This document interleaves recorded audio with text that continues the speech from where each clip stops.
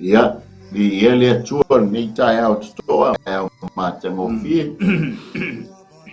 ko ni chato sir fa ia i mo pailan ia tu sai male au nanga Global Kingdom TV ia ilana por kalame o le malu tai au fa le nganga ala chei ina i chato si talo ia la matai le o le chato fa so le tai au e po ia lava oe ma malu lava oe jama e tō maulama ia te oe le viinga o le whamanu o le amene o le osana whaftai lau te inga nganga pa ia pai fōna mātou maua le nei tū la tai au i lo walofa ma lo wanga le lei jama ola ma le malosi a lau whama i o whai fōi o le whātau nguina o mātou tiu te whai tau lo malo ia le nganga o whaftai la masa uni e tusa ma le porkalame maunga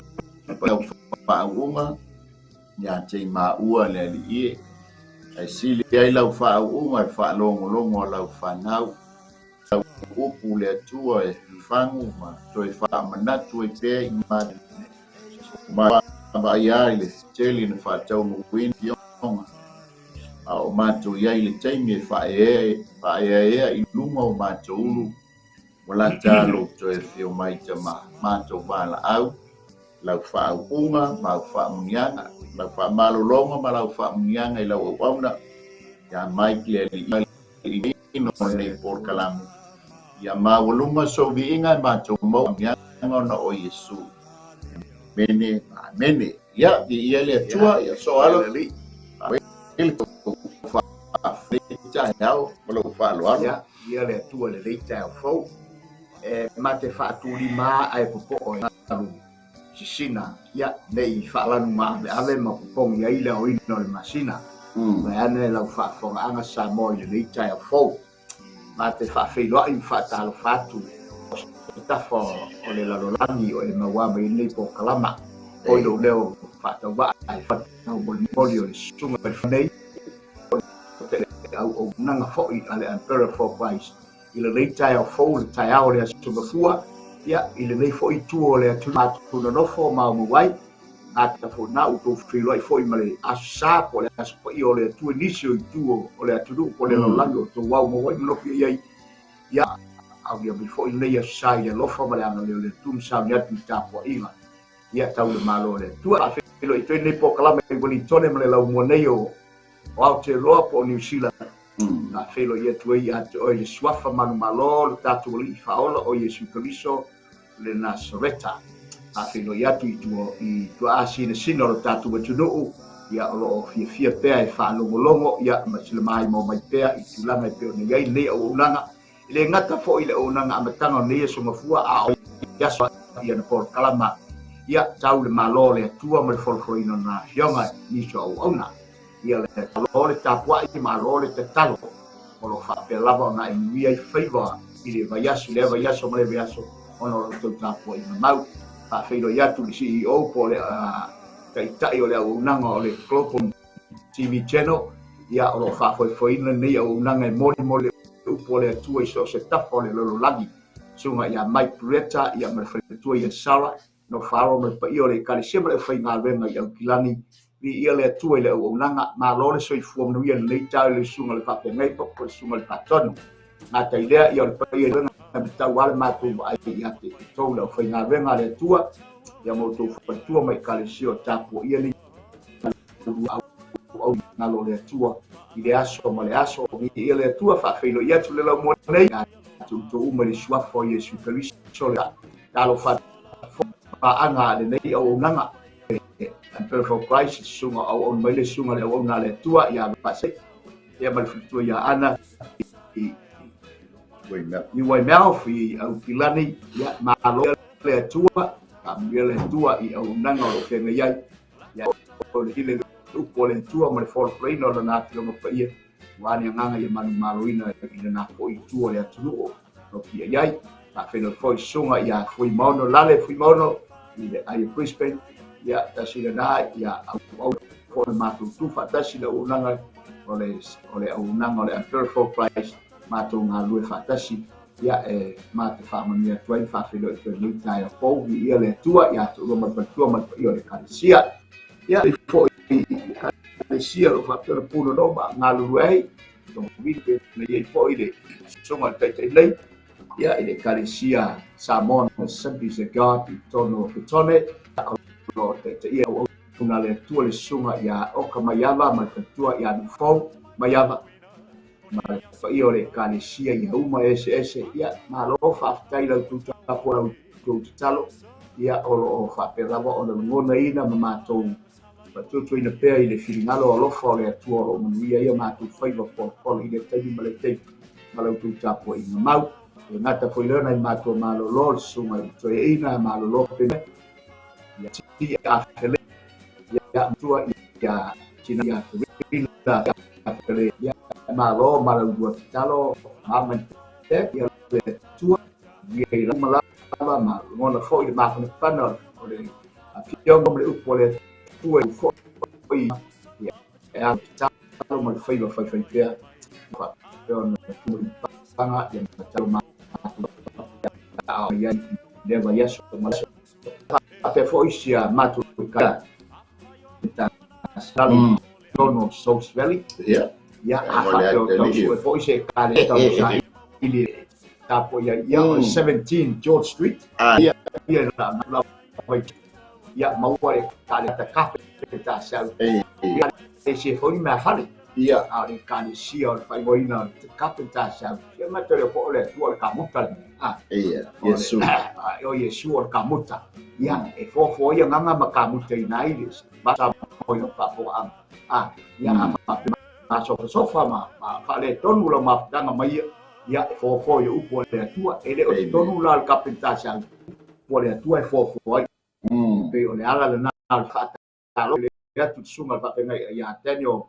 ia tua ia ai bena ia fa pe fo se matu kalesia ta po ma tua ia malo ma tua ia mai se fo le lo matu kalesia fa pe lo fa tai talo foi mai lava nele mawani comments lu baba ya ai kai tonu o tu mai mo se comments mai fa malu mai ya dia le tua ya ma fa tu lima nama ma fa fero ya i lo to ya mai se foi la to mo fie comments mai fa lui fa malu si o mai na monol ma malosi monol ma tu malosi kai comments mai ya mai fa mai nei por kalama le se malosi le ia e fala malango me umai le fatasi mal mafuta mai o le nganga i o le tua ia no liule i le tule ala te tua i le va sa ia o lata le va manu i le sunga te nei fa le sunga te fo manu le tau ko ia malo toi fo manu malo toi fo manu le so fo tatu te fa va ai fo ia yo talo tatu te fa ai watu lau wa ia i le moi po sai ale alu ala mau ki mo aleluia ia ia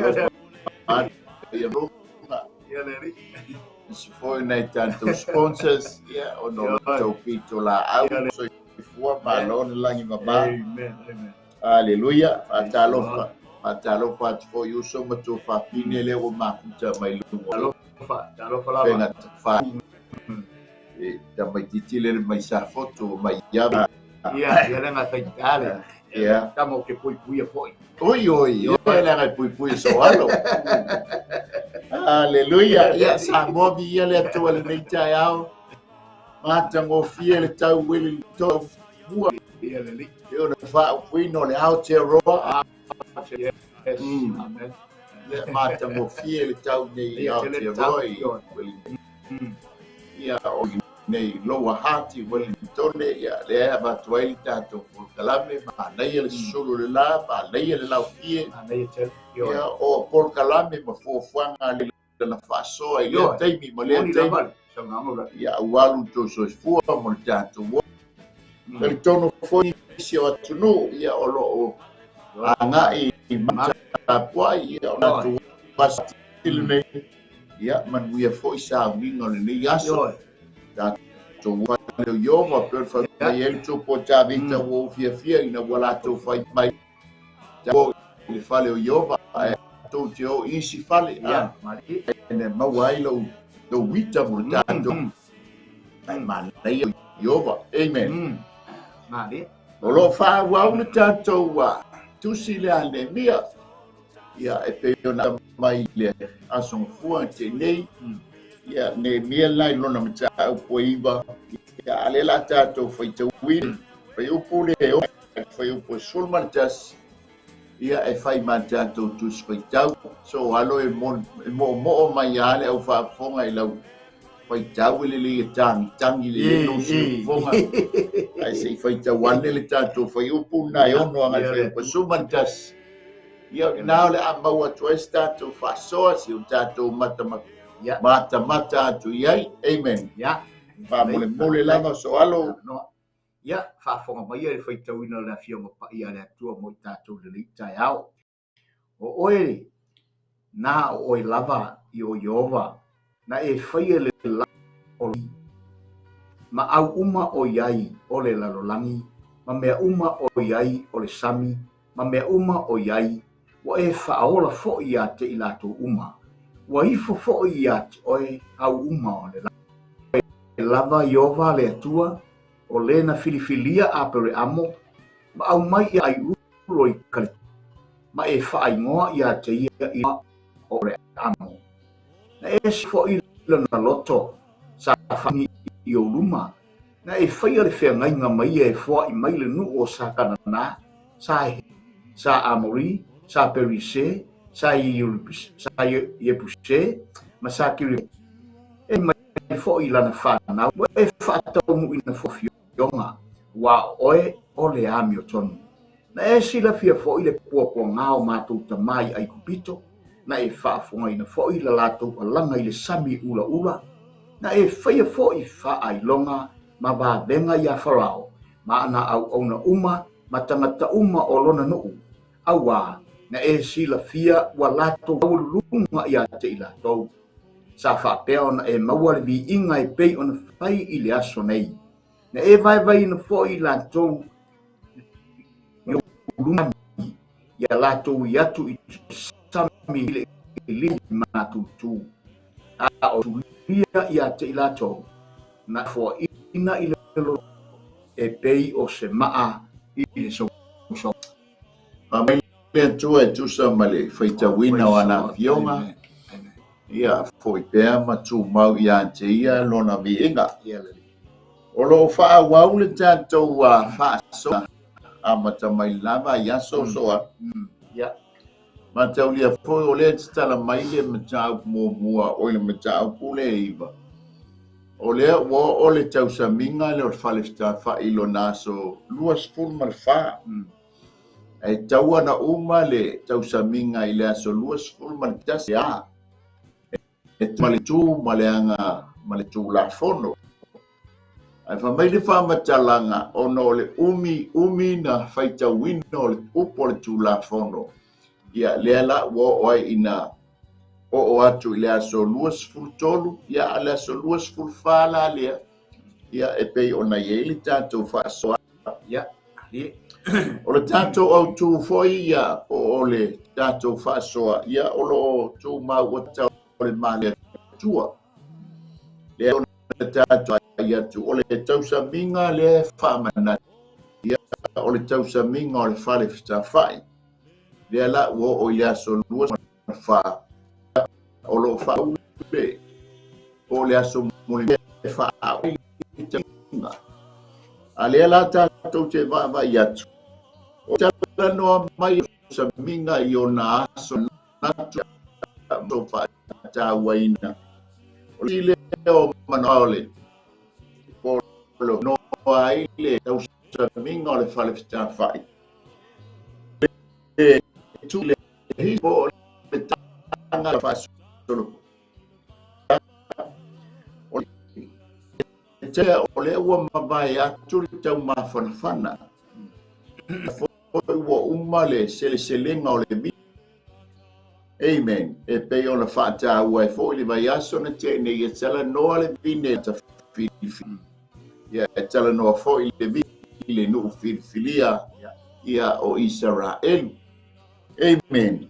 Ai mana onga o le saminga o le whalewhitai ia o le wa amata o na suoto sina le whanua ia ma wale fo wa amata le lulu so se fai whātoanga o le wa amata le suoto sina ina o le whanua ma wa amata le lulunga e tangi i le atua e ana le so ia o le sele ngā saito ina ia maua se wanga le lei ina ia whapena o nā tutupu le lei le whaanga ina ia maua se sele manuia se sele a mātango fie so se whai whātala le taimi lea i atunu uia e umaloana lulu wa uma na suoto sina le whanua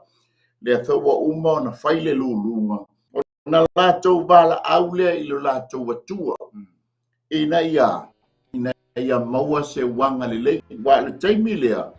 Tasi leo taimi e taua o le wanga mua. Amen. Ia e bala aula i le wanga mua i le atua i le wanga mua. A wala le whai whātoanga. A wala le whātoanga. Ina ia le lei mātango fie me uma. Masani nei atunu so alu mai siale toto ina o ina wi nisia fatoanga manisia fruits for yepo relia mo ina ele wanga ai leo se wanga e mawaini lolonga mani pena a le lo a se wanga ina ia pa le lei i le lau i le eli la na fasoa tu fo i le ampero fo yana po e lu le ele fa ia na tala noa mai tu onga la ina ia maua ele se wanga mai a te mai le tana le wanga ina ia mana ia i le ola o le fatoanga e va pena foto tu fa le nganga amen ia tatou te wa tatou ia i le tau afiafia le tala le lei amen a tatou te mana o mia le ba ia te ia o le wanga pia o tala noa i le nganga pa ia ina fio mai le nganga pa ia tai folau fai ngā malanga tai folau le ma fai ngā malanga Janto wawa yatu le lalolangi ma le mingoi mai le lalolangi. Awata to pole pa o meo le tatou whaafitai i le atua o le hai whaatau nuina na fionga. E whaamaonia i ante oe ma e monia ma whaamaoni le upu lea le atua. E leo whaangongo. E monia le atua. E whaamautinoa ai fo i le tangata whaatau. E olo so i fua ioba. Amen. Mai ana nafi o le so e o atu lava e wha. E foi nisi tali tonuma wha mai o Israelu lea no si whea ngai o ma i le bau ia ma le tau ino o Mose. E ese le Israelu le iei nei. Amen.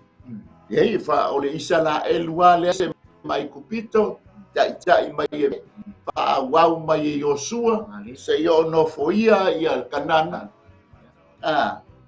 tofi lea ina ua manao le nuku so lantou ia whaatonu fola mai leo whaamasino se yo na maua le lantou tupu e o maa le taimi le nei amen se na whaale ape le fitu tau sang ai malo lolo na lau ele amen. O foi le na fina ngalo le atua to e abatu tutonu. A fio mai e viso ta apo. Ina ua umariti a fitsfuru. Ia foi lau to tato mata. A leo whatau nuina lo na tuto tasi malo na mea malo. O le Israelu ana i tas. Amen. Le lau te baba i atuai o tangata o le atua. Le lau ina le tato tau pule nei taia. O le watangi le tangata o le atua i le ana le whātoanga. O le ana le sele-selenga mana o ngia se wanga. E nā foe ma o le taia. Malo tu au nā le atua e tu bala au. I le nganga pa ia e fio mai manu. Ui o ainga. Ui at stonu o whai ngā malo.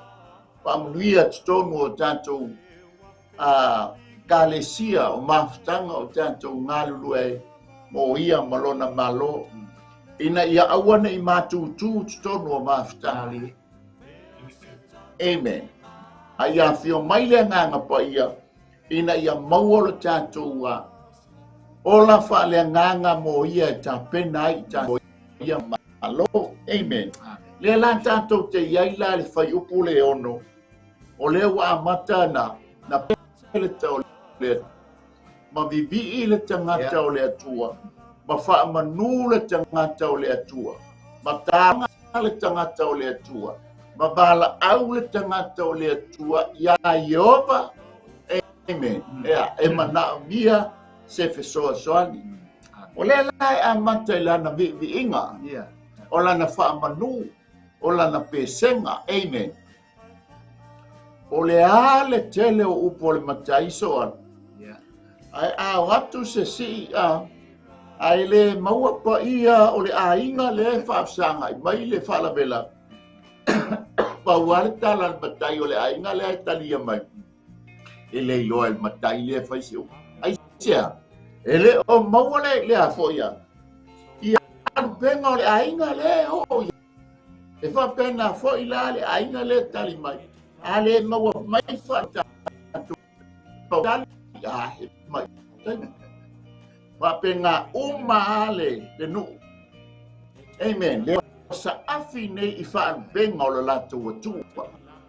Amen. Matau lia e tu lai mai ia Nehemia. O leo whatu ai le fulu te o I Papelania. So o atu ai ma me tai ma me Persia. Le wa tau ma isala e bai tau. Amen. O me tai ma Persia o pia o lo tala noa ia Iran. Amen. Alena ta pena le atua ia Persia. La tau te fafo ina le nu o le atua I ona le. Hallelujah. Le la tātou te mata mata o sa afi le tangata o le atua. Le wa amata na lau whaapenga o le atua. Amen. So alo sani tu maleanga I whanua whasa moa I whaapenga o nuu whaapenga o a. Ia pe o se mea le makua si ai tau au le sa. Ia pe isa whasoso. Ia malo maptelo sumale. Keitai. O mole au noa. Ia o wharongo lava mare toa manino le tuta talaina fo I o tamata upu. La vo ta te tala tala e tau wha manino ai le te talaina le ta le ta le whaswhai tau ia tatu tala I wha mai le tusia. Le tusila le mia male whai puia tatu tala. Al mana I wale te wharongo le wae e saure le ia wata sae ngai.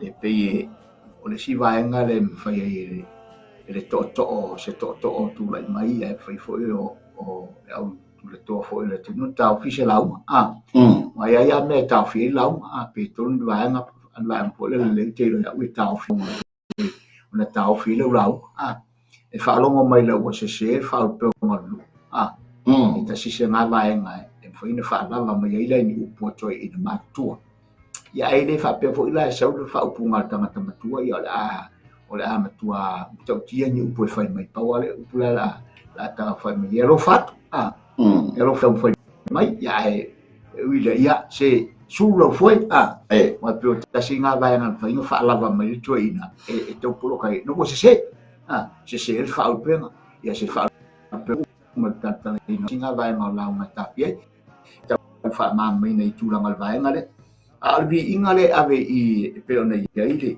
ta uta ana pong Yesu le lato talo e pe o le lato alanga ma le lato bi inga le to yo atu le tu o fa langi le tu pe le ona mana ia le elu awa o le ua tala tuai le atua na faia e iai lenga malo uma o le aia se atoi au mai ai ma lenga mai eiko le whaalaloina ma te talaina o le sami o upu te tele ma upu maulunga pe fona i la tua tunu e pana sa no la e pe o upu ia te tele mfenta la tala e toi ina e mfon fa no fo file mu fa to mali ai la ali e fa longo a o fa fo ia le tua e vinga le aka o fa ne e ina i le tua e te le tu la i mai le tua pe ona fa e fa langi le tua e tu la i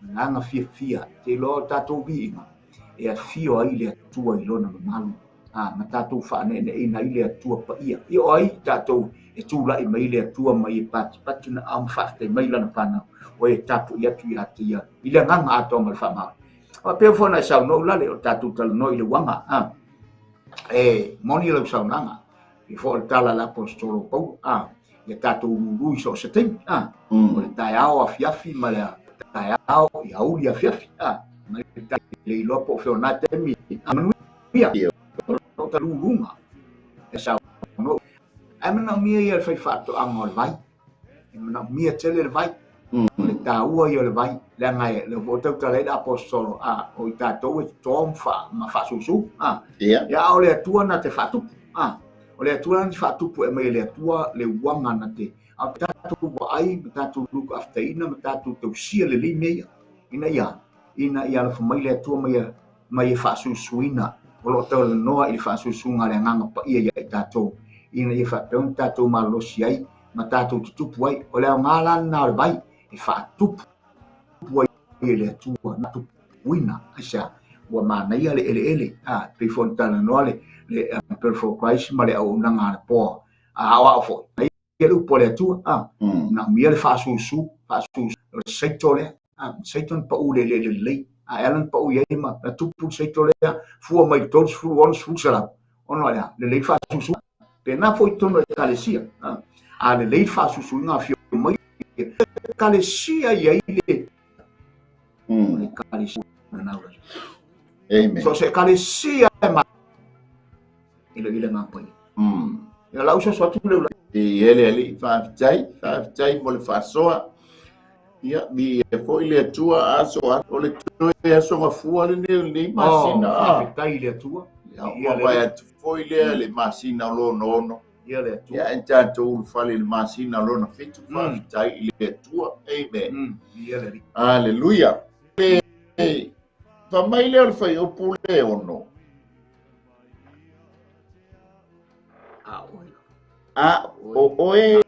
o lava yoba na e faia le langi o langi ma uma o iai le lalo langi ma mea uma o iai o le sami ma mea uma o fa o la te la to uma wai fo ya te oia o le langi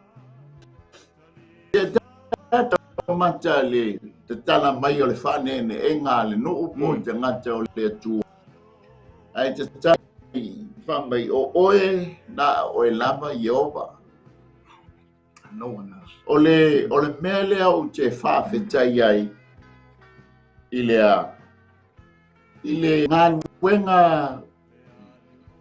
ngā luenga te le a le whaita ulanga lea po le tusi upu i le taimi au whaatawhea le no o Esera. Whaatawhea le no i Babylonia ma me taimi Persia. Ele i mapura ngā luenga Esera. O le longo pui e li pea o le no o ma whaia o ngaina le upo le atua o i ngana. Pitse usanga i leo se taimi u a pupuko. O le afoi na tu na onu amen ele ma sani la la to fa nene engolo la to tua ele ma sani foi la to na fa tonga ile atua langa o ila ele no ese amen ara ngala le Sarah a fa ele no o le ngana ale ngana walise ale wama po yuli manaya alwenga esera le na fai all fit Pantaulia ese le tamale pe mal se fulu fitu anga ile lus fulu na tusanga. Amen. Ole wenga tele le na fo. Amen. Mafu anga fo ile fai mai le tala ina ua. Tangi rasela nga ole ainga ole atua ole ainga tama ile atua e fai ai ina ua fata fea le no. Ao le tala le tamo Yakopo. Famai Yakopo. E oi lava ina ave nu ese lau whanau. No ngā wenga tele le hai. Ole whamanatu o le ngana. Whamanatu le tapua inga ia te oi Iova. E ape a tawhalo whina ngalo e toe whafo il whanau. E maila i le tala Yakopo. Ono lana whanau. Amen. Le tamala leo e Sarah sa faile ngari. Ela au mai I. Enta tala mai le bala awale no. Amen. Famai o oe na o oe na oi.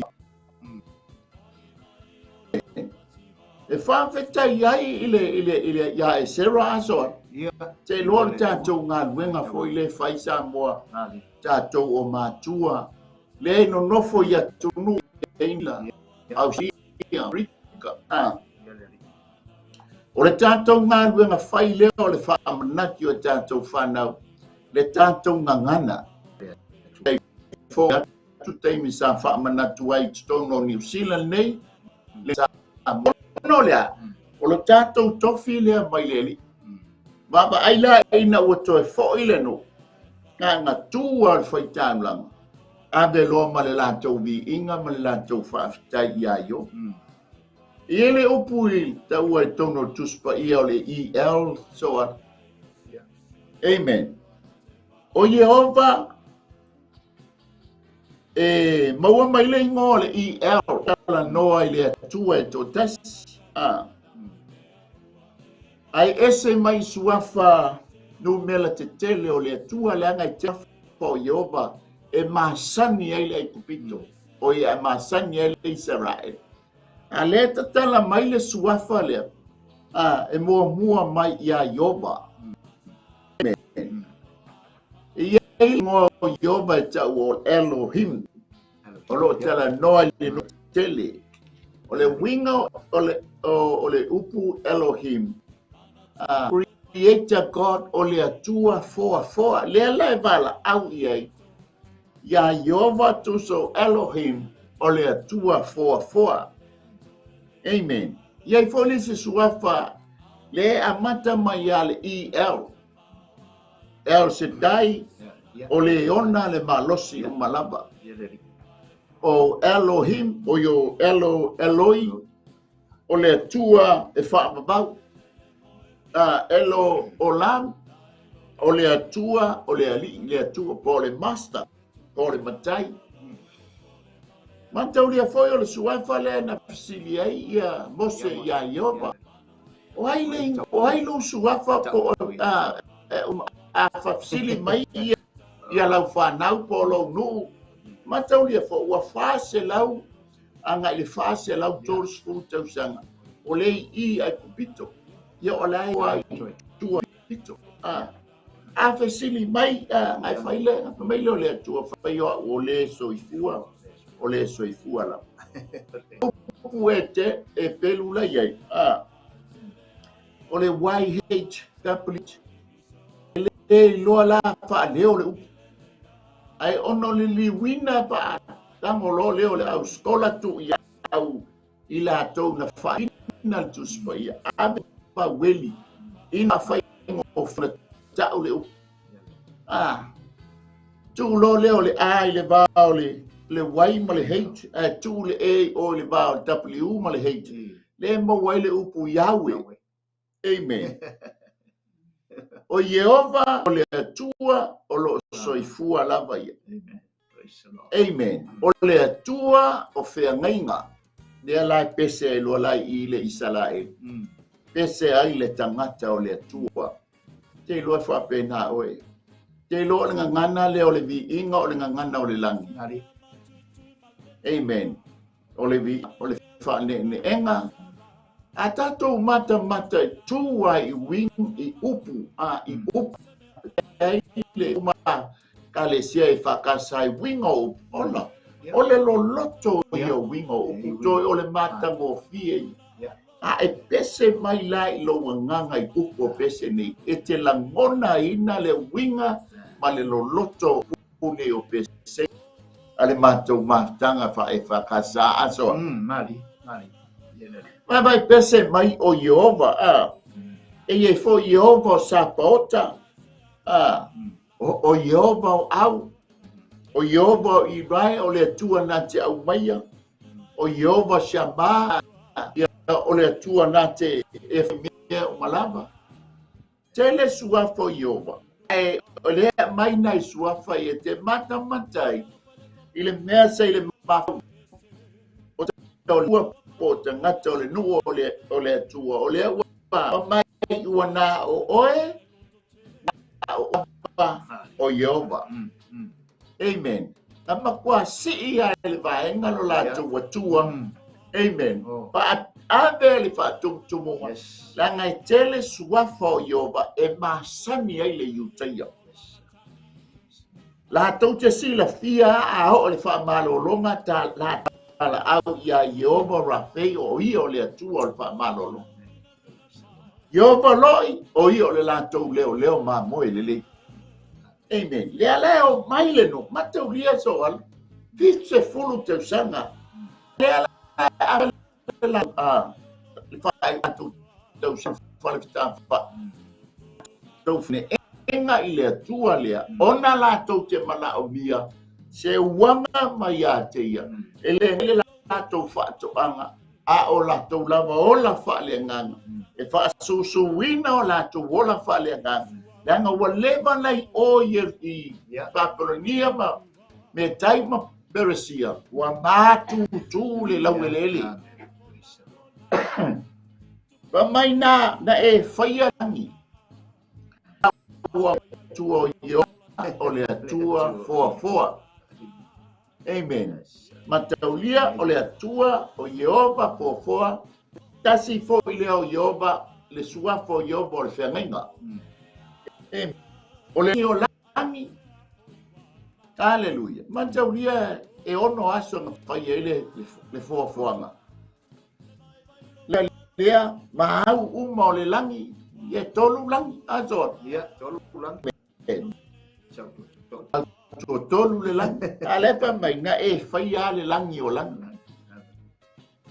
Lona wha. Lona tolu. O le lalo langi ma mea uma o iei. Le wa matanga fa ne le atua le tami ma mea uma o iei nga e whaia Yehova. Wa e whaahola whaila tau uma. Ai mata le fofoanga o se tala umisoa. A le upu na pa uma I fofonga Yehova. Amen. Ma le ainga tua le anga ngai iei le ainga tua. Tama alo ma le angango pa ia. Amen. Le ngata na whaia mea uma. Ia ngawe masani ni taimi o le wha. Hallelujah. Anga o le tangata le pale ali o ana ngā luenga. Amen. Na le ai a o le ai ngā tua. Le pawina le o atam.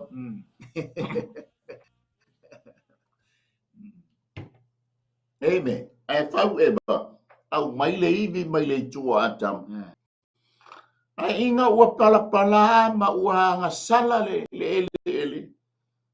Ko I selo I ngā ma le plena le atua. Yeah, I may see now one of the church. Sao le. Ai ole plan ma fuanga le tua. Ma fesuia ai tulanga uma. Fa nga le tua le tama ma te. Le li ma le tama ja.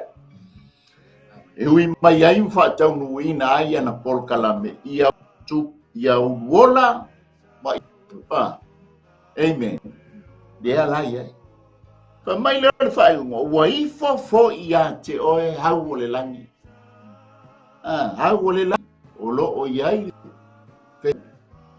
o le la le masina amen o le au angelu ano aleluia fa mai le pese al va ale tangata o le tua po le no o le tua Yoba e foa ia te o sa mo o ile te pa mo te ifo ia i mo ia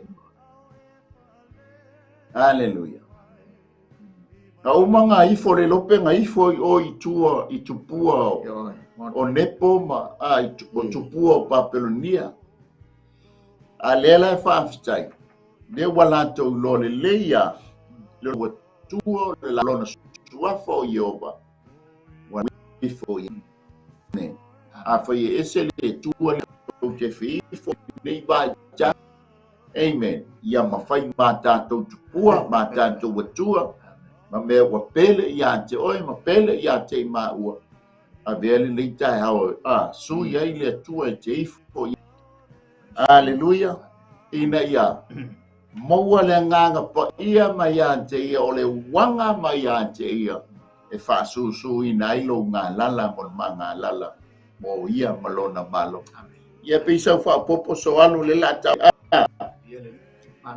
aleluia Foi se ngalo nga sa tam foi mo se mai Yosua tangal te melu ne ma wa mai wa ole fina ngalo foi lo le atua puna sa no foi i tamata ona vi inga nei lo tamata na toe ya ole au mai mo se ia ma te no me foi e ste ta se ta le atua foi no ase lo le fa o ma te no no Israel fo ina ma ve se no pi i mai ai tamata nei awa puna sa no fa se la on tu tau sa ya wale o toi ia se le ngona fo le se tamata Israel wa angai umalo to angai i fainga malo matua o le mea o le vana no fo maola mai ai faitana les fa le te ina mi sua fa tai pona sa no lale i le ngalo tele se ta fa te fa to ina mai no ina i fa i loa i tamata Israel mato le no o le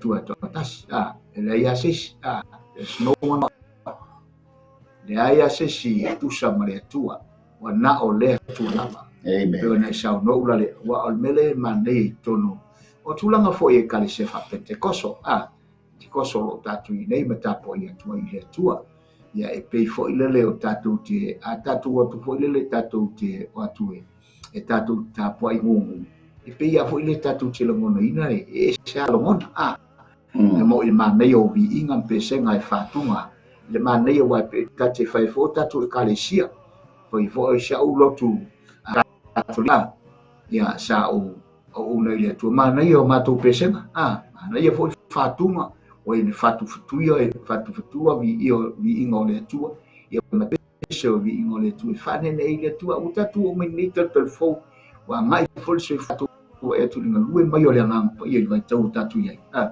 ma tatu le li wina fo tatu e sa ngang pa ye tatu wala tala tamai Yesu le lolang ya le fo la tatu o mai tatu tapo tatu watu sole tu da o tapo i o tu se sa mai mole tu ata mai falo le tu le isa o me o foi no ya o to maso te la tu ata falo mo ya la o mai ata mo ya ni se mo wale se me vo se ngal o le mana ya e ngalu e fata sita ta uma o se vi ingole tu ngalu mai fa au ngalu mai o fa ngalu le kali sita ta uma o so pati vi o le mea o le ngale tatu te va ia i le fua mare ngalu ngale nganga pa ia i te tonu o le tainu tatu ia wa afio mai le nganga pa ia tatu mai le fa pito luma tatu i le matauti o nena na fio mai le nganga pa ia au mai mai loto tangata mo le tatu wa i wa tasi loto tangata pa pena vole finga lo le tua i lona fio mai le vai tau tatu i le te minuta tu i te mo le nganga pa ia fio mai le nganga pa su suina loto tangata uma mafio mailo na ngai mo muli etui le nga fa i inga tama mai tau tatu te fa pe teia le tu le langi ma langi o ina fa ia me uma atatu ilisa tu fa pe tatu wa ai ko pese o ina tala ina le sami o ina sa vali li di tai matu tu pa mo lunga sulai o la tu tu pe tatu fa long voi ma si la ula le tu tinonga al presidente o Benjamin eselman nei la fa long oka e sa moi lau whaafonga ngā foi te sila i vai ngau tatu iai ma le vainga ia Israelu ma le ngā ioia a le atua i lona nuku e matau tia vāvenga le titupu ai tau tino foi o le tangata lo tūlai ma le te minei o le atua lava ia o lo lato batua e tūlo lato batua mo le malo e te tonu le foi tau ma le fitis fu le tau mai le imo ma lama le Benjamin i le whaatonu unga le ui i po kalama le atua tua le kalama nuku pe wala na lu tala noi vai ngai o le vi ingo le tua e mana o mia le tua no vinga tala tu spia le tatu tele tu va tu se vi inga tu ngama tatu tele tu va tu le vi ingo le tu ngama o le temi o le ola o tatu ia ma to ia te uma o e fa fonga mai se mai mo mai ni tao o le temi te o to le fete pese lo vi inga le al tono ta vale tono fa fe temi pese lo vi inga le tua fio ma ia pasu suina lo lo tu tena e tafe atu tafe na be afu su mai le tatu loto ma to tono lo ai ngam tono le kali tafe atu fia tafe atu fa na tafe atu yo ai e manuia la fa na aisha tafe ma le wanga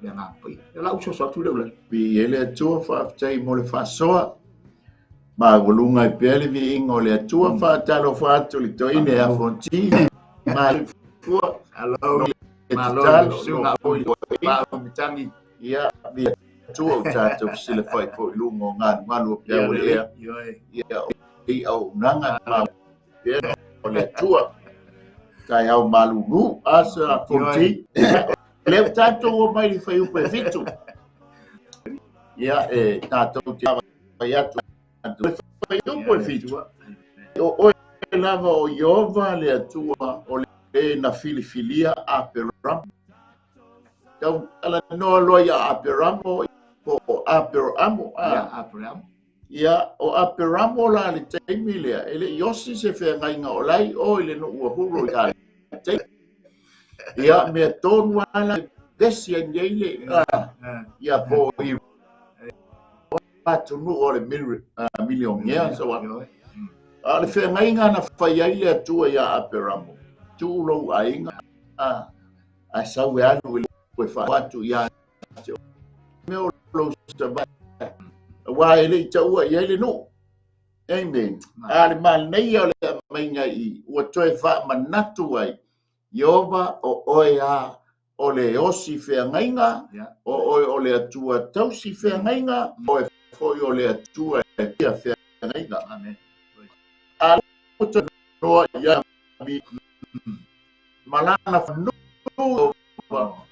Yova o i mātou o le whengainga po tangata o le whengainga a o oe o le atua o le whengainga amen le wa mai ele nuu po le po Israel amen mataulia nga le lua ia ainga leo mai le uto e foi mai o le ainga o Utah ma le ainga o Benjamin ale wala tau loa o le atua o Israelu atua le fai ila tau masui se moli toe wha manatu toe wha tonga i le atua whengainga o le lato atu whengainga a mata mai al whengainga mai o ia Adamu o mai ia Noa o mai loa i le lato Danga e wha maa walunga le i utaia le la tauta maa. Mafu anga fo i leo le bebesi i o atunu i sasai. Ono le whanau le to ina lea. Amen. Ele ngata na amata mai o le whanau anoa. Le to tonu lea. Amen. O le to alua la leo le au papae ma le au. O le makua nakaika o le kamale o sebu. Engofo mai o le lau ele hele. Amen. Tu punga mai apero Amen. Lea la yei oe mau te ata whātua i lea tua aso. Leanga o ia o le tampa o le whātua. O le au whātua tua. A lea la mai maanga manatu. Yehova o le atua filia a peramo. O le wha manatu mai i le atua osi te naima. Ta moa pe iau na ta sio whāsoa. Ale o sia sau whiangainga ma ta whiangainga ma le halo o le atua. E le mawhaila na sao ua i le ola e wha mawau. O le ainga o le atua i le langi. Amen. A o le tā awala ia tā osi whiangainga ma lona halo. E mawhai ai o na tā ua whale i le ainga. Amen. Pe ia whono tā ua. Ele nofo au te ia wā le ainga o le mātou. Amen. Ngā longa winga ngā le turi wau te ita se. Ai ona osi whia. Ma tai lea. O whainga o fio o whale i o le ainga o le mā. Aleluia. Ono lea. O le osi ngā whianga. Whapena uma le langi soa. Mari. Te lea kua apa. Tātou te le whao. Te le hewa le na tātou ke o komiti o ile e ai. Ia iai le tangata tātou ke osi whengainga. O le ale taimi osi ari tātou whengainga. O le taimi tātou ke whaatua tua. Matali tono ia Yesu Keriso o ia o le halo le atua. Le whai mai e pese mai elita mai titi a wiane so. A o lato umana talia o ia whaatua tua i lona suafa. Na ia batu ia i o lea manuia. Amen. Mamai, au mai ia te ia roi kaliteia. Te whai tau i o te nese sulua ve mo mua. Amen. Ma e whaai ngoa ia te ia o apero amo. Aisia. Ina ua whaatua tua apero amo ia Yehova le tua. Hallelujah. Le la e te whaitau i o Genesis 41 lufu tau me te telo le whengainga apero amo. O le whaatoa te le i au whanau e tupunga mai ia te oe tupu. Amen. Le ngate lea o le lau ele. Le la tu ia tu no ia ai la mo mis mal for falia ande ia apero am e fale ina la fana o le lau ele savalia e o lo fi bai ele na o e malau fana ni o fa manato mai ngai ngala le sa amen tau tua na o e po osi se ta fe ngai nga maia le alo le tua ta te uru fale ai le ola e whapapa. Aleluia. O le whai upo e balu. Pe mwhaina e whai tau wane al whai upo le balu wha mole mole. Ia, na e sila fia fo ila na loto sa wha maoni i o ruma.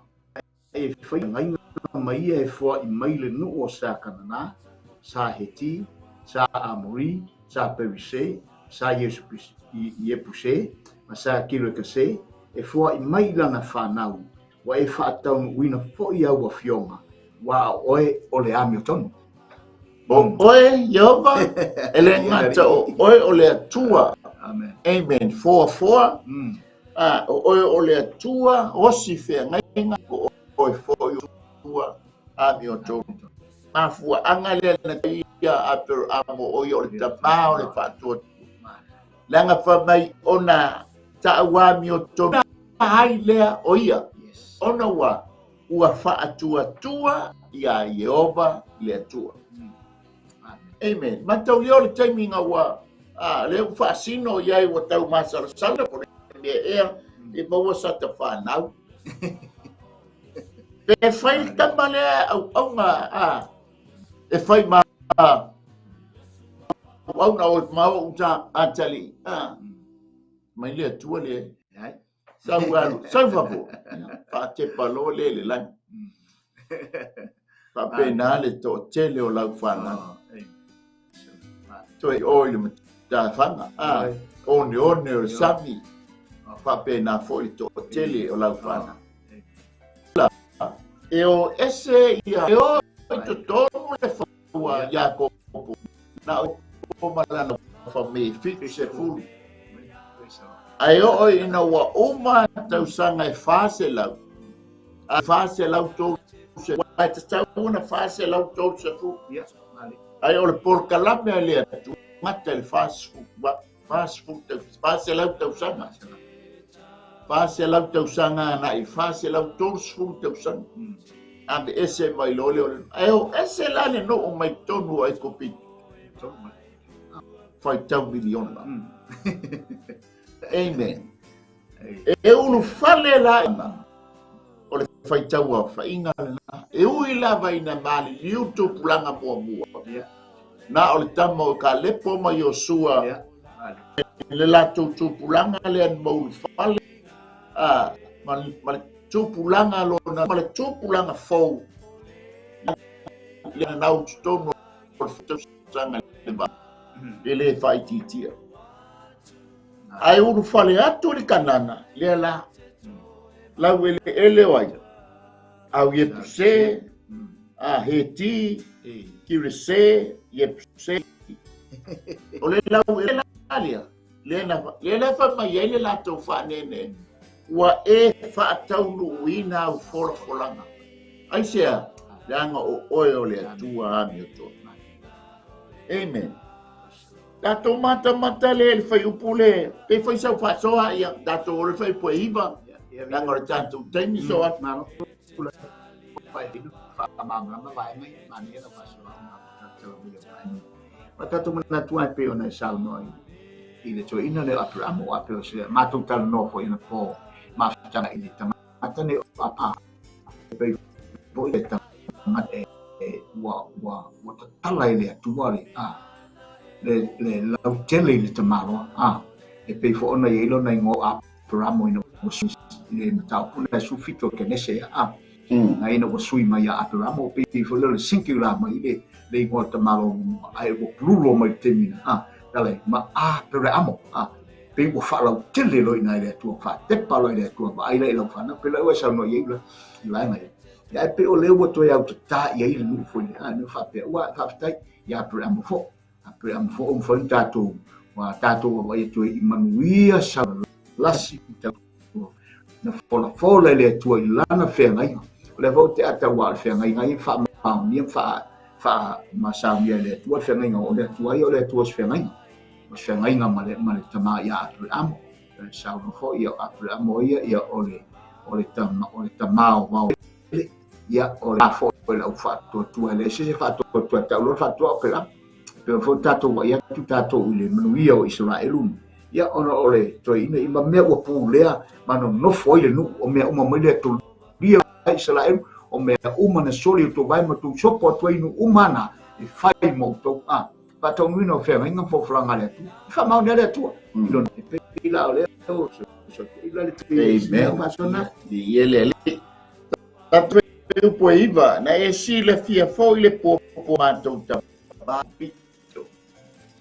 le wa uma l'autors funta usanga fa le la wa tate mi wa ave ese aila na fanau sei fa tau wina na forfulanga na ave ya apera kala masani le la wa no o le sami ula wa uma paseka so ai tau no watu le no oi pa mai po yo il no forfulanga a le fe ngai to wa ma sami ula tusa o le mui nga mua lea ile vale o le ese mai ai kupito yo o ile lau ele o sinai le me ata o mui nga tele amen ale mui nga mua la lea o le ai mal sami ula amen i te me o mai ai fa fita uli so a so se fa fita ulia e ye ya no fo pa mailia na e fa fo nga ina le lato ala langa amen ile sami ula so alo e fa le leitu ai nga alanga o tu ai nga tangata nga ala langa amen Ba ole alanga bua fa mai nga wa ba ya to sa ba ya tu le aku pito mai lole ba nga mua na alalanga tato fo le sabi tato te bali li wai ai fa mai le tali mo se fa ya to le no awal fete ai atu mama ai le fa o tanga mai ayo a feo soi mai le si tengi wata ulia maka mi afa i tonu milionga nga amen ai oso mai le si baenga fa mai tato to e fo i ai pupito au te feo so filsan tato fo i ai pupito ai saule tali mai le tua fa ya mosi o ai pupito ia to te ba ai atu de ai ele aso ne to te le to e ba se yo le la fava se yo le fava asa na da ia na to fo na sa ile mele ko pa to la ko ma ko fo wa lu ma le ma wa ko si ai ke mo se ala langa pa yo le sipito wala to ala langa ta e tau mai kupito a leo mai ele ni me tau a mo le alanga le fa mai ale dali ole a tau Jehova to amen la fo la uma alanga ko fa no mo se o ko sa le si alanga wala to ala langa ya Jehova amen wala to ala langa ya Jehova e sau tali mai ya Jehova vai amos ba tule no ya to fa no longo mo le pisa ai fa no longo ma fuanga foi le no atu i oi e Jericho sa pisa me la so mo tau ya sono na le feo ia amen na fa lo ale au oila mai le tu ya Mose fa ya tu ya Israel se vai se furu ma venga fa longa ia na fa kupito oi ave es tua oi la to man ale ele fa le tonu i ala langa le ya yo mai lo yo fa lo longo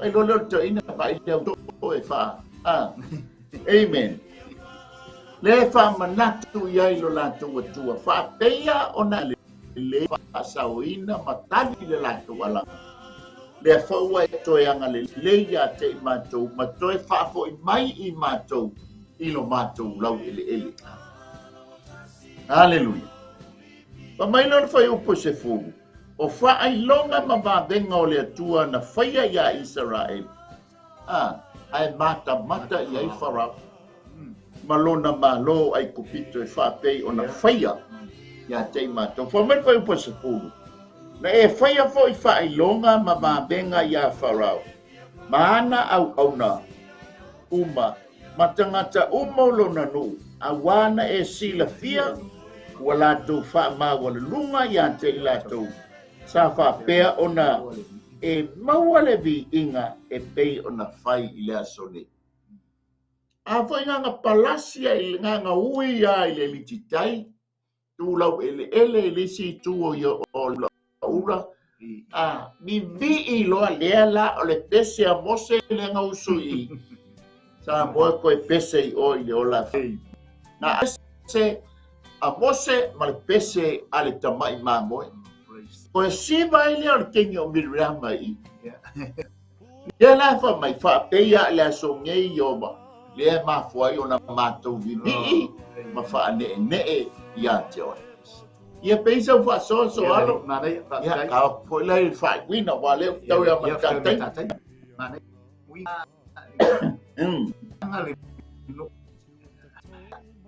fa tu so soi pa ta tu tai mi ola so le ma tau tia o le ata o Israel tang tu so le ata ho ngata tu samo si tu sa mo le wa o ta tu o le ata na ta to mui so se me ia fa pe fu ia tai na ua ia ole fa ia sia mea ia o le mana ia fu ia tabai e pe fu ia na amati muinga a muinga te a muinga fu mo na tau so le e le nda mai tau le muinga pa e fia se fu a fe de facial le atua da ona tasua na no mo mo ele le o fa mai le anga te le mo a ta mo da ta ma so mo mia se mo fo ele manete non ta va a tu ta ti ole ta winto vi mane o le uma le anga la na ta mo o malai po mai o mai me ta mo le anga le fina ngana tua ta tu ti na o le mo fo ele o se me le pena foi tono tatu nga me fai me tono e carecia le tua ia o le ta wala na fa suina pe tatu le vai o le nga pa ia ma tatu mo mi le wanga le nei fa suina i tatu ia fi se nai inai le para vatu le palai tono ya tatu le muy wa ta wa e a fai nai le loto tamata o le pisi ai tono ile loto tamata o mena mele tau o le vai le wanga o le tau o le wanga le mena mele nga pa ina tau o le vai fa mai fu tupu ina ilo tato wola fa to ina tu fa to ia le vola pese anu Israel fa ma fa ne lo lato ba pe galulan ya le tata noi ele ya se tu samale tu la na o te mo ye riko le na atu o le fine talitane ya pese fin talitane ma mai le maule le o fa longo ye riko fa longo tanga uma so le atua fa longo na mato liu sua vai le loto o loto tanga uma acha o le mele tupu o le na tupu mai o senga mai le vi ingo le atua o maua le temin mana o le atua e se mai na no le na tau tala al fino na ama se o mato fa longo se fa te vai mato fa longo me na fa lo to tua onare mai lo tala mai mau lo tua ona liu sua ya lea o mato loto ona lea na tatala ele ya se no ule lo langi na tatala i fa fala lili se tu lo sa mo le samiro ma tau ti o men fa le tua le ma tatala no i tell le fu i te fa ta wai mai fa ma fonga pe e te mima ele ya se tua i le mane la lo langa la le la tato no foi e tu sa malo tua malo ma tua lo maone e per sa so tu le ya bi ele tu lo fa so ataro fa tau so ya tiosio aleluia malo so aleluia ele le ya le pipi ya yo ma sio aleluia pa mai foi o pules full martas na eva ina foi o ma lato nguma le sami ia lato yantu tono le sami ile lititai matu e na tuliloa ia te ilato na e la fo ina ile loloto e pei o le maa ile sami so amen e la wa to e pese le no le wa tu pe na ala langa pe ona batu ala langa ia na ala langa ia le no ia mose mo lanto o tu e langa no lo mose e sa o le va venga matua matautia le tua fe mai ai no o ia fa lo mai o se atua mua le ma se no wa mafai ona asale Tatala le sami le fa fetai so alo le taimino walu ai isle malanga le o watu o tu le leia ya le sami soli sami le aleluia tai matalo sami no foi tau fil sami se ia watu assim taol malanga mau mapuleta Maka lia fo le sami le fai ngoa o le sami ula yo ula le ia e pe o le mu yo ia o e fa tu sa langa o atu maunga o le no o le tama le o e sau Mano. Jordan, taimi le nei po Petra. E lafo ia mai lale, e ata, e lafo ia mai a mataulia o maunga i o maunga maa. Ena, foi lele doi maua lunga. Se sengale. Le ave iai le o Israelu whaano no foi o le tonu ma le afa tausanga po le afe lua se la wono skulu a aso ia po le fast fulu lua vai asa o i vai aso le winga la le tala ta ui ula o ne la fo ia ma iai le muhuo maa ia o Petra le alainga ta o le sami ula ai na wala o ta savali fo matata o ta o ia ele ula mu sa ai matuala moana pe fo tau po ia ta tau so amen awa pe o le vai tu loto amen ai mafua ona o le ulu o le tamo o le ao o le tama le sawe ena mu le o lona la wele ele ona tubo le la o ia fai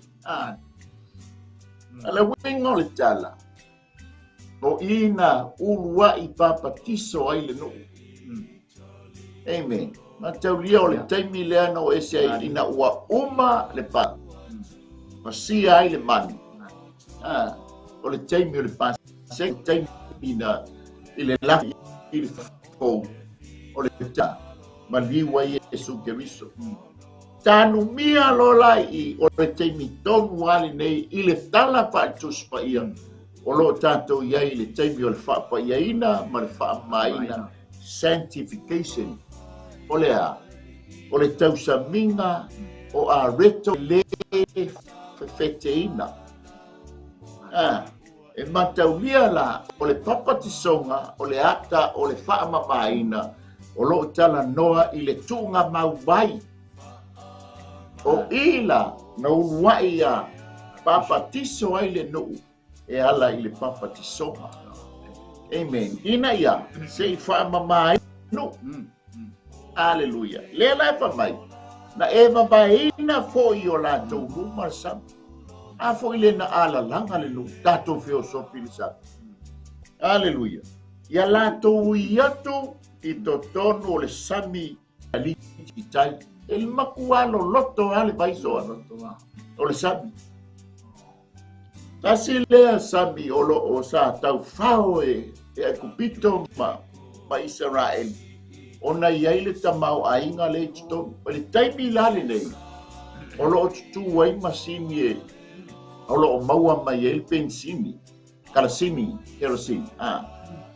yo ila le sa palai mai le kerosini ono le tamau ainga le tito mole o le tasi foi leo vai le feo soi mai iai le au Yemen le iai le au Houthis onga o le vai la lea o le ua mawhai nei ona so ma le vai tele po le samitele o me te tirane na kaulia sa lef so ta ia so ina ai ona o le tau mawhainga o malo ia whaingo maua ia ingo le sami le lau iai ona so ta ile sami ula malunga ile sami sami tele po le sami Mediterranean amen e ui mai ia la ia vaa o loa kaulia pe ia la pe ia fai unga o le lua o se fulu valu pe a po le lua fa amatanga lu o se fulu valu lenga polo kai le tasi vaa la o loa ile tano le nga foi nga eli la ile mea tonu ala onga o ser kapiteni wa mafu ayo ka poloka le langa maka poloka ilo ma feo hinga o va ia anga so ni Enrique kam fa gesua ina ia foi fa sao le va ia awale temilo va olo ale tala la fa manatu ia Yehova o ona matu tua osif o lau fea ngainga au ngata mo matu tama na e tali e tusa mo le lantu walang o e bai lua le bailea Ele ngata o lea o papa tisoina ai le nu. Ina ia paamamahina le nu. Awanga iatu i o kanana. Amen. Nea lai fai mai ei a o e na tuli loa ia te ilatou. Na e lafo ina i le loloto. Ka mai lea e pei o se maa i le sami so. Le tutu loa i le sipi. Le si tu sami ula ula. La tau vava ai mai lola ia ai kupito le fai mai. O le tau te vava ai atu nei. Tau te le tau loa se yo il fava pau. Amen. Le ala wa tau nu, le ala wa mata mai. Le felafo ina o le au tau ai kupito inga ua koe lo fia. Le anga saba badi ai le lu. Ese le mata mo fie so. Ese le alofa o le atua. Mata ulia peo na uta ua. O le luai mui muinga te tele lea. O le nuu. Mai le balea o le o ai kupita ma o le maungo Sinai. Tau lia nga uma nui leso o a kua fia peinu. Tau nu ula i o salima. Le ia painga ki kele. Kua fia peinu le nuu. Mai ya Mose. Ai pike Mose le la autongi o ngalo ai leo le mai feinu ai leo le. Aleluia. Lela wa o mai i. Toeo ufitia le sami. Lela fa atusa i lo leo le autau e Israel. E pei o le maa. Ile sami so. O oe Samoa i maa uafo. Mai ke tala pete. O i tātou o maa filifilia. O le fale o le atu. Amen. E fa mai Paulo. O i tātou o taulanga ola. E pa ia, e maalie, ma ato atoa i luma o le atu. E so e mai maa o le fale. Fa mai ia pete. O oe la maa. Maa ola. Amen. O le fale o le atua. Aleluia. A fai o felafo ina lo maa, mo maa. I le tele o sou. O lo o fea ngai le o langa le nei. Amen. Awane a vele sou o le sami mamea. E liu ai a fe. O i lea lau tō whā, ma lau wha utautanga lolo. Ma e alu ese ai. Ma le ainga o le atua. Sa moa o oe mai maa ua. O maa. Ua filifilia. Mo le atua malona mali. O Yesu Keriso ia atune mani. O le maa ua uma na whaate. O ai se whaatua ia te ia. Ele se fese tai lana whai ngā malanga. Ele fesoua ina foi lana whai ngā malanga. Ele ngoto foi lona sa ona ia. O lo avea le maa lea. Le maa tule manu na lafo ina i tufunga whai whai. Avea mama atuli manu o pito. Iu ia Perry Smith se tasio au na le atua. Ia pole au perfeta le atua. Tau le vatu. Iu Perry Smith e so e po fea mai e to ina whangamalu na liu ina tuspa ia. O le maa atuli manu o pito lunga. E o so alo ile. Ile lau ele ana lili waile tuspa ia. O ngā tai o le fale. Ngā o papa maa. Le lopenga lili wai ile lulu ngā seito. Ele mawhainga e lulu o lungo papa maa. O le tu iuta. Ia e ile awala ale malo. Le lopenga fa mai ele whaifonga e lulu le awala langa soria. Kele ia mo meo. Ia o fo ia mo fuia ia so ia fe sengi va pa o kula nga uta tole no ia ile va fili aleluia tu lo ba e pasi mai mo le lava tu o le makua hola ai mata na fai le e kasia le so ka ye le yu male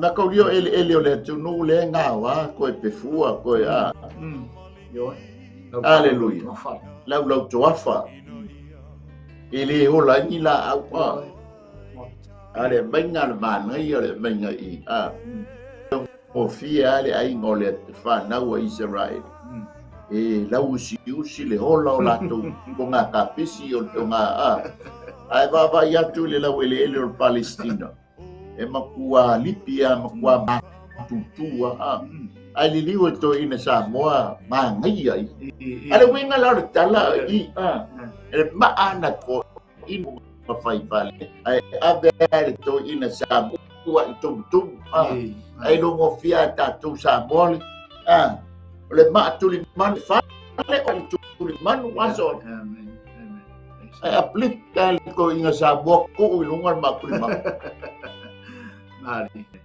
E whakua mautali ma maua e Perry Smith le winga o le whaale le winga le toi ina Samoa le. Ai ave i oi maa i ai kupito le nu tonu wale anga o ia. Hallelujah. Ra kuku ia i Perry mitala ia e muku. E muku e le se umu. Ai whatusa i toi na a mai le atua malana i kalesia. O le maa lea. Fatusa iai sangwa ngofo lunga i o le maa turi manu au bito lunga. Amen. O le faa ea o le faa siliina o le faa manuina. Amen. O le atua lea o le atua osi fea ngaima. Hallelujah. Matau dia fo i lele da vale le maa ato ia dia ma i tamatama i vai o le tupua. Lele pikia ia malo sfulu aso. Ona whaatali lole o le teime. Mataulia o le maa na tō ina mai. Ele i whaia e lima. Ele i tō fia e lima. O lo tala noa i le teime na whanau ma soifua mai ai Jesu Keriso. O le maa. Ma se rock winga le upu petro. Amen. Ele to fia e ni lima le ma ale la ta vale ma. Ona ele iai se fato sanga. Na te fa wina fa na wina se tu lo na dile natural birth por te me fa na weta tawa na iai le fato sanga. Le ngai kai ia farao i lau fato sanga foi le i o ia kupit nai. Ora ke fa ha ko li o le feono tama ia e mali liu ia kama fa na o pini e kupito. Ai fa mai lau fato sanga. Le ma o tina Israel ma te wato o fa na toi malus. Amen. Ai o mai ino fa na utam. Ele se fato sanga sai o le fale o manu. Na Maria, ma Josefa, vale maro mamanu. Amen.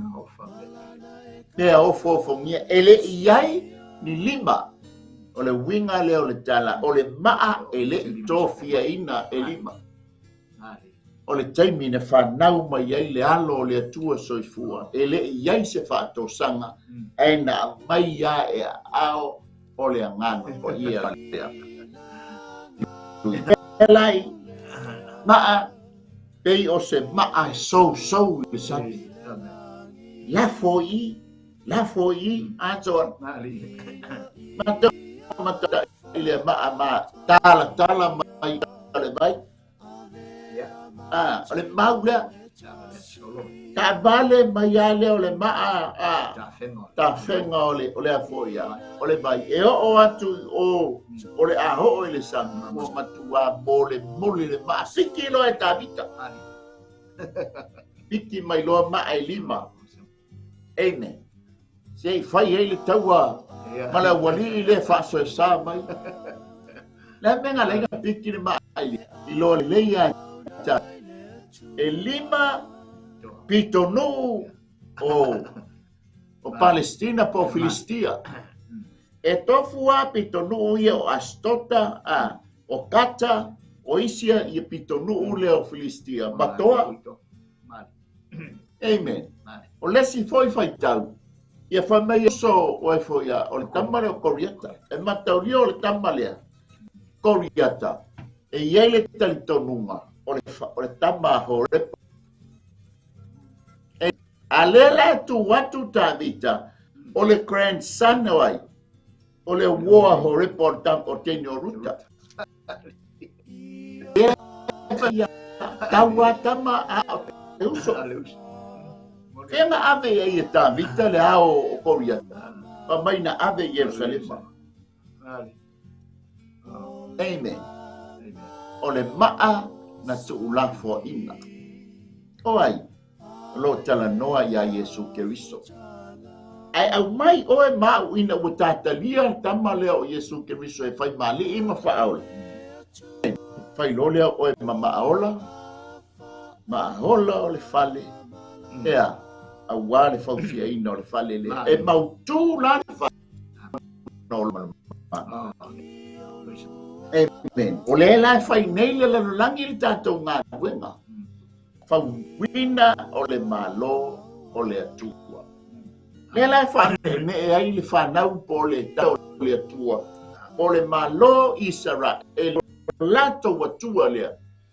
E le o mawai o le osi ngā whenai. Amen. Lord tātou whasoa le peisa o toa.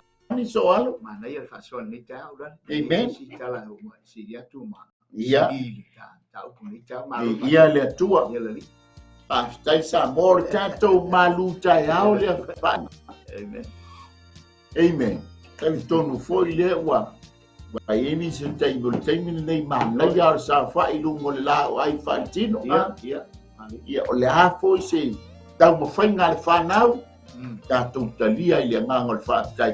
A wā o le vai aso ni le, ia le watu wā o ngā sila nei. Te ilo le vai aso le te nentu wai a o ngā Australia, te a. Ia o le teni le veso mo ainga. Ia aua le, nai whanau. Ore koko leisa, ia ma le French Television. Ia tu wā o le lau ia faitalia leo la tau paual mea aua nei bisa aua ia na vez tampai titi pe whafte iatu sa moi lau tapu inga la foisenga ngana o le tau tamali ia e matua atu lava ia te o le aua nanga ia ma le whasoa aua hani i whano oe aua ni i whano i tato ai a tato maua le whakapau. Whaftai atu fo i tātou sponsors, ia ono le tau ngā wenga. Whaftai fo i uso matu whawhine o ngā lea tua, ia sa e ko meni mai le leitai au. Ia tali tonu lai tonu ti wha ma le tātou CEO la le lei, ia. Tali tai fo ia whasi le leitai au. Ia i le o le tātou ngā wenga pai pantasi, ia. O lo foi maa whale nganga por maa ua foi maa whale nganga ia e puti ai ma a wale tātou sa ia o le whale nganga mo ia malona malo amen whaftai e foi le CEO ia a wale e siniaina o le tātou wa ki mai laula au o le umaloso mai le ngal so le ngai ia mai Samoa ia e fonisio au nanga se o atu le temi o lo manai o le manava o ngā luenga ia o lo au na te tasi uso mai lunga i le mongo siona ai aleluia aleluia mai unga ia mafiti ia ma toi fai watu lea i le tātou la ai el tupu ana nei ia e tu o lopo i jen ile nei yaso ia famia mai le tua ia te oe Samoa famia foi fo fai ia o toi o le nei yaso mato fa te tele lava ngano pa ia la upu pa manatu ai a te matou le tatou wosi ngā whengainga o i mātou lava o tangata o le whengainga. E le mawhai a fo o ngalo ina i mātou lango i mātou o lau whengainga. Mātou tui nā tu fo i lo nu o Isara o lau nei na sama. Mātou talo ina iai lau leo ma lau pui-puinga. I lo watunu o na te tai mo tangata pa manuia ya Israel pui ma leo i lo nu tama. Mana tua foi le fai ngā whiriwhiri ngā si o mātou watunu o Samoa. Tama tofia fai ngā malo ua e fina ngalo ia lau watonu ngalo mātou iai. O lomble e fina ngalo lo mātou tua. Whamanuia i se o mātou atunu i ona teitai. Mai se fo i o mātou tangata. O na tali tua o mātou wainga. E iai lau whamalo longa mau whamanianga tama. Leona mātou talo a wala ia te o Yesu. Lo mai il mātaola. Mana o ni a mai lau whamalo. Lau tunga mau whamanianga. Tui a Sarah Manalo. Mai au lo mātou au nai lunga o Kingdom TV channel tama. Mamangalo i mātou le li ie, tu mau ia te oilo vi inga nei se o atu le wha vau wha. Ene, ia mai a te maua mai Wellington, wa te sila i folo i le whale le nā. Kai ngor hoi lea. Mai tio le matangi. E le tangi foi la matangi me fale ato i mai ale pata. Ai o te maiti o le hurricane. Amen. Ia, ma te whapea. Uia fo mai le te yaso. Foi a ke Samoa sa nei. Ia, ma rota utua mo ia mo lona malo. Ia, o atu ia ile anga lei. Ia, me wha malo longa le. Tapua inga ila talo mai. Nei mawhawhengainga ia a lei le tua le yaso po whai ai mai ma ua nei mai Wellington ia ma te whapea tō wha soifua.